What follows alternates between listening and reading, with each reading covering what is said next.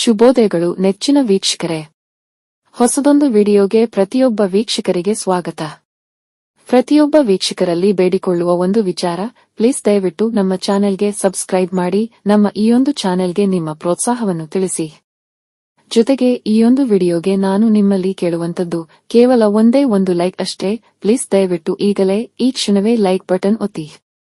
ಪ್ರಿಯ ವೀಕ್ಷಕರೇ, ಗೃಹಲಕ್ಷ್ಮಿ ಯೋಜನೆಗೆ ಸಂಬಂಧಿಸಿದಂತೆ ಗೃಹಲಕ್ಷ್ಮಿ ಯೋಜನೆಯ 14ನೇ ಕಂತಿನ ಹಣವು ಈಗಾಗಲೇ ರಾಜ್ಯಾದ್ಯಂತ ಸರಿಸುಮಾರು 90% ಗೃಹಲಕ್ಷ್ಮಿಯರ ಖಾತೆಗಳಿಗೆ ಜಮೆಯಾಗಿದೆ. ಹಾಗೆಯೇ ಅನ್ನಭಾಗ್ಯ ಅಕ್ಕಿ ಯೋಜನೆಗೆ ಸಂಬಂಧಿಸಿದಂತೆ ಮೊನ್ನೆ ಮಧ್ಯಾಹ್ನದಿಂದ ರಾಜ್ಯಾದ್ಯಂತ ಅನ್ನಭಾಗ್ಯ ಅಕ್ಕಿ ಯೋಜನೆಯ ಹಣವು ಜಮೆಯಾಗಿದೆ ಮತ್ತು ಮೊನ್ನೆ ಅನ್ನಭಾಗ್ಯ ಅಕ್ಕಿ ಯೋಜನೆಯ ಹಣದ ಜಮಾವಣೆಯ ಮೊದಲ ಹಂತದ ಮೊದಲ ದಿನವಾಗಿದ್ದು, ನಿನ್ನೆ ಮತ್ತು ಇವತ್ತು ಸಹ ಅನ್ನಭಾಗ್ಯ ಅಕ್ಕಿ ಯೋಜನೆಯ ಹಣದ ಜಮಾವಣೆಯ ಪ್ರಕ್ರಿಯೆಯು ಮುಂದುವರಿಯುತ್ತದೆ. ಜೊತೆಗೆ ನಿನ್ನೆಯಿಂದ ಒಂದು ಬ್ಯಾಡ್ ನ್ಯೂಸ್ ಹರಿದಾಡುತ್ತಿದ್ದು, ಇಲ್ಲಿ ರಾಜ್ಯ ಸರ್ಕಾರವು ಸುಮಾರು 10,000ದಷ್ಟು ಬಿಪಿಎಲ್ ಕಾರ್ಡುಗಳನ್ನು, ಅಂದರೆ ತೆರಿಗೆ ಪಾವತಿ ಮಾಡುವವರ ಒಂದು ಬಿಪಿಎಲ್ ಕಾರ್ಡ್ ಏನಿದೆ ಅದನ್ನು ಕ್ಯಾನ್ಸಲ್ ಮಾಡಿದೆ. ಇಲ್ಲಿ ಬಿಪಿಎಲ್ ಕಾರ್ಡ್ ಕ್ಯಾನ್ಸಲ್ ಆದವರ ಲಿಸ್ಟ್ ಇನ್ನೂ ಸಹ ಸರ್ಕಾರದ ಕಡೆಯಿಂದ ಬಂದಿಲ್ಲ.